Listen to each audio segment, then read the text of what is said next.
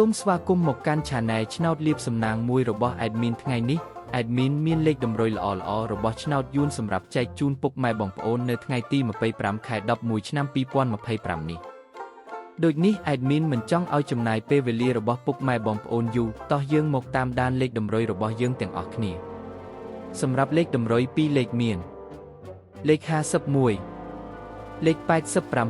87សម្រាប់លេខតម្រុយអូស2លេខមានលេខតម្រុយទី1អូស50និងលេខតម្រុយចុងក្រោយអូស80សម្រាប់លេខតម្រុយ3លេខមាន516គុណនិង757គុណ